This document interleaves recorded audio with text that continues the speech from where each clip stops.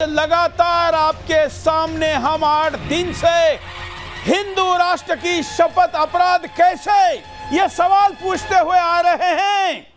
प्रतिदिन आज भी आपके सामने है। हम पूछ रहे देश के न्याय व्यवस्था को, न्याय तंत्र को, देश के उन सभी जजेस को, पुलिस को और हिंदुओं की हत्या करने, हिंदुस्तान को गजवा हिंद बनाने और 15 मिनट के लिए पुलिस हटा दो कहने वालों से लेकर करबला बनाने देंगे वाले तक सभी को खुला छोड़ने वाले, उनका नंगा नाच को सरकारी आश्रय के साथ जारी रखने देने वाले और हम जैसे लोगों को छत्रपति शिवाजी महाराज ने ली हुई हिंदू राष्ट्र की शपथ केवल दोहराने के लिए अगर अपराधी ठहराया जा रहा है तो यह अन्याय नहीं सहन किया जाएगा। और इसलिए आज बिंदास बोल में इसी मुद्दे पर हम आपके सामने साध्वियों को लेकर आए हैं। हमने आपके सामने न्याय व्यवस्था के वकीलों को लाया। देश के सर्वोच्च न्यायालय के वकीलों ने आपको बताया कि मेरी शपथ पर उनका क्या कहना है। क्या न्याय व्यवस्था हमारे ऊपर लिंचिंग कर रही है, जुडिशियल लिंचिंग कर रही है? वकीलों ने बताया कि हाँ, सुरेश जी निर्दोष है, हिंदू राष्ट्र की शपथ हर हिंदू को लेने का अधिकार है। हमने आपके सामने आईएएस अधिकारी लाए, आईपीएस अधिकारी लाए जो कई राज्यों के डीजी रह चुके हैं। हमने आपके सामने इतिहासकार लाए, कवि लाए। आज आपके सामने हम साध्वियों को लेकर आए हैं कि इस देश की साध्वियां इस बारे में क्या कहती। साधुओं को भी लेकर आएंगे, ये मुद्दा छोड़ेंगे नहीं। इस देश के साधु संतों को हम अपील करते हैं कि आप इसके साथ खड़े हैं, ये निडर होकर ये कहिए क्या ये हिंदू राष्ट्र है और इस कोर्ट के आदेश निर्णय के खिलाफ आप बोल रहे हैं। सुरेश चौहान के का छत्रपति शिवाजी महाराज जी का समर्थन कर रहे हैं। बिंदास होकर बोलिए, यह अवसर आपको दिया है इस पूरे तंत्र के द्वारा और इस अवसर को अगर आप सही तरीके से बुनाएंगे तो संभवतः कुछ वर्षों बाद जो हिंदू राष्ट्र घोषित हो सकता था वो इसी अभियान में हो जाएगा। ये राइट टाइम है, ईश्वर प्रदत्त यह अवसर है और इसलिए इस अवसर को चूकना नहीं है। यह हमारे आका पर हाथ डालोगे तो शहर को करबला बना देंगे। करबला क्या होती है? लड़ाई हुई थी, उन्हीं में हुई थी, कोई हिंदी मुसलमानों में नहीं हुई थी, क्योंकि लड़ने के लिए कोई नहीं होता है तो ये आपस में भी लड़ते। तो शहर को करबला बना देने वाला ये वीडियो गुलाम रसूल बलियावी क्या भोंक रहा है, देखिए क्या कह रहे हैं। अभी तो कहता है मुझे जितनी गालियां देनी हो दे लो, लेकिन मेरे आका की इज्जत पे हाथ डालोगे ना, अगर मेरे आका की इज्जत पे हाथ डालोगी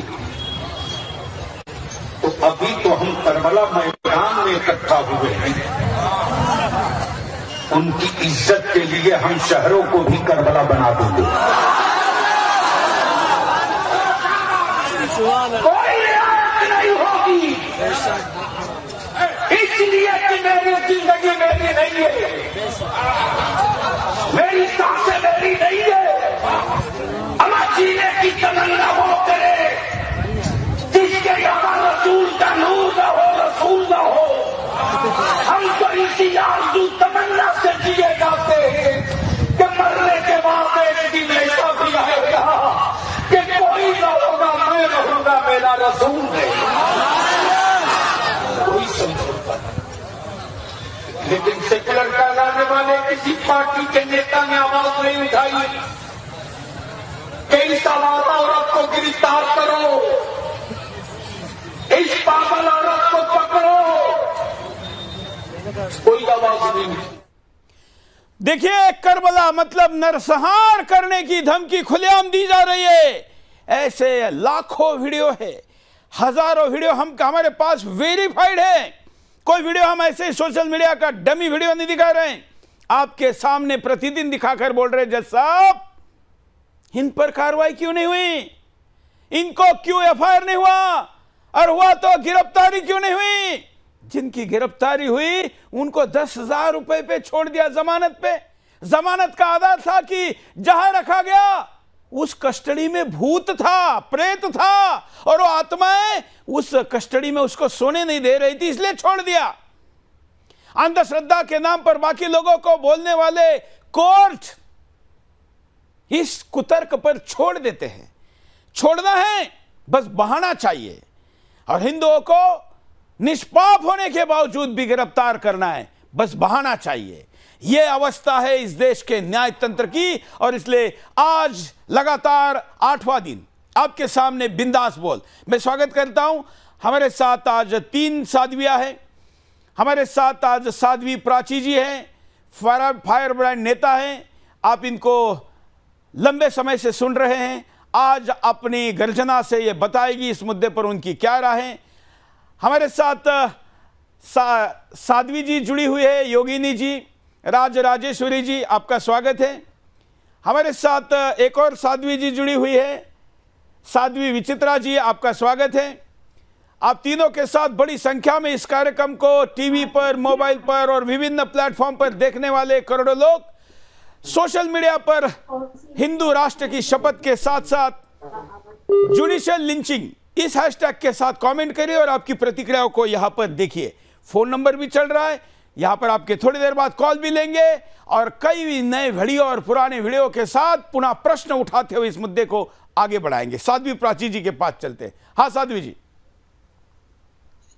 देखिए, पहले तो मैं सुदर्शन चैनल और आदरणीय चौहान साहब का विशेष धन्यवाद करती हूँ कि जिस मुद्दे को आपने बड़ी जोश खरोश के साथ उठाया,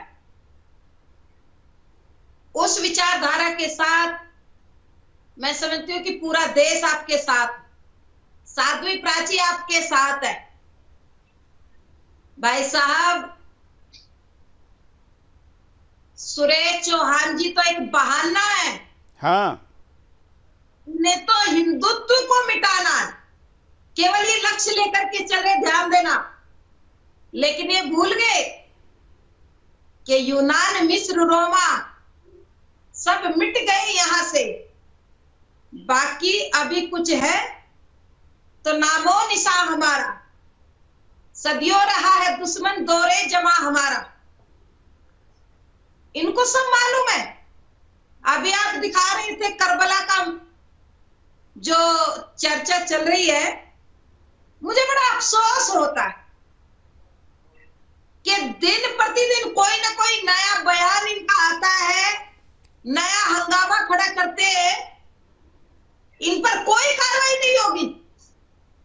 कार्रवाई होगी सुदर्शन चैनल पर, कार्रवाई होगी बागेश्वर धाम पर, बाबा पर, साध्वी प्राची पर, स्वामी रामदेव पर, पूज्य साध्वी दीदीमा ऋतंबरा जी पर, इन पर कार्रवाई होती है।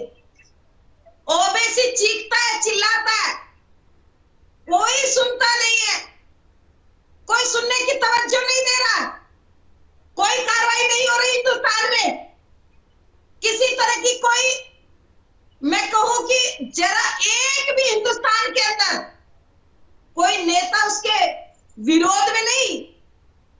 जवाब देती है तो साध्वी प्राची देती है, सुदर्शन चैनल पे सुरेश चौहान जी देते, कोई और जवाब देने के लिए तैयार नहीं। और जब हम जवाब देते हैं तो हमारे पर कार्रवाई होती है। लेकिन हमें इस बात की कोई फिक्र नहीं, कोई टेंशन नहीं। सच को सच कहेंगे, आप भी सच के साथ है। हिंदुस्तान हिंदू राष्ट्र घोषित होना चाहिए। भाई पाकिस्तान उनको मिल गया था, हिंदुस्तान हमारा है, हिंदुस्तान हमारा था, हमारा ही रहेगा। और हिंदू राष्ट्र जल्दी से जल्दी घोषित होना चाहिए। ये बहुत अच्छे आपने मुहिम चलाई है भाई साहब, आपका कोई कुछ नहीं बिगाड़ पाएगा। लेकिन दुख यही होता, अफसोस यही होता कि आज तक उन लोगों पर कोई कार्रवाई नहीं। जामा मस्जिद से बैठ करके अटल जी की सरकार थी ना, जामा मस्जिद से घोषणा की थी ना कि जरा गिरफ्तार करके दिखाओ। रैपिस्ट है वो, कितने मुकदमे हैं उस पर, पूरा देश जानता है। और कार्रवाई, ये दोगला न्याय हमें पसंद नहीं है, ये स्वीकार नहीं है। कार्रवाई करो। वो जो चीखते चिल्लाते कभी बरेली से, कभी देवबंद से, कभी हैदराबाद से, उन पर कार्रवाई आखिर क्यों नहीं होती? जवाब इसका भी चाहिए हमें। डॉक्टर प्राची जी के पास चलते। साध्वी जी देखिए क्या कह रहा है, मजे में कॉम्प्रोमाइज नहीं, गौ माता के लिए खुलेआम और सामने उन्मादी भीड़ वही नारे लगा रही है चिढ़ाने के लिए, ये हिंदुओं को चिढ़ाने के लिए। अरे कई तो ऐसे है कि जो सब्जी नहीं खा सकते, एक वक्त का अनाज नहीं खा सकते, एक वक्त का खाना नहीं खा सकते, बच्चों को स्कूलों में भेजकर चावल लाकर अपना घर चलाने वाले, लेकिन हिंदू को चिढ़ाने के लिए गौमांस खाने की बात करेंगे। साध्वी जी। चौहान साहब, ये कत्ल भी करते हैं तो चर्चा नहीं होती, हम आहा भी भरते हैं, हो जाते हैं बदनाम। हमारी तो ऐसी दुर्दशा है कि हम अपने धर्म के लिए, अपने राष्ट्र के लिए आवाज नहीं उठा सकते, और ये खुलेआम सरेआम, पता नहीं मीडिया को भी क्या हो जाता है। केवल आपके चैनल के अलावा कोई मीडिया इनको नहीं दिखाएगी, ये ना बताएगी इस देश को। समस्या यहां हो जाती है। बिल्कुल। लेकिन मैं चैनल पे कहूं, बहुत दुखी हूं आज बैठ करके। सरेआम कह रहा है गौमांस खाने में इनको मजा आता है, और मैं कहूं दूसरा मांस खा ले तब पूरे देश में हल्ला मच जाएगा। अभी साध्वी प्राची का विवादित बयान, साध्वी प्राची के जहरीले बोल, तब हमारे जहरीले बोल हो जाते हैं। मेरी माँ का गौमांस खाने में इनको मजा आता। अब कोई हमारी सुनवाई नहीं होगी, अब किसी को दर्द नहीं होगा, कोई पीड़ा नहीं होती। समस्या यहां पैदा होती है। मुझे कल कुछ मीडिया के पत्रकार बंधुओं ने घेरा और उन्होंने कहा साध्वी जी अब तो चुप रहना होगा। मैंने कहा मेरे भाई बोल कहां रहे हैं हम, हमें तो उकसाया जाता है। 15 मिनट के लिए खाली कर दो। गौमांस खाने में इनको मजा आता है, कभी बरेलवी बोलता, कभी देवबंदी बोलता है, तब हमें जवाब देना पड़ता है हैदराबादियों को। अन्यथा हमें शौक नहीं है बोलने का। इसीलिए मैं निवेदन कर रही थी, चौहान साहब आप घबराइए नहीं। नहीं, घबराने का तो शब्द हमारे डिक्शनरी में है नहीं। आप जानती हैं कि आप जानती है कि करो गिरफ्तार। साध्वी जी, सब साथी आपके साथ रहेगी, डर हमारे डिक्शनरी में नहीं है। समाज आपके साथ है, चिंता ना करिए, ये आत्मा अजर अमर है। हमें कोई परवाह नहीं है, हम देश के लिए जन्मे हैं। आप जैसे शेर भाई राष्ट्र के लिए समर्पित है, इसीलिए कोई परवाह नहीं। मैं समझती हूं आपको, ना आपको कोई डर है, लेकिन मुझे अफसोस इस बात का हमें होता है कि हमारे साथ सौतेला व्यवहार आखिर कब तक होगा। बिल्कुल। और क्यों हो रहा है सौतेला व्यवहार, इसीलिए दर्द होता है।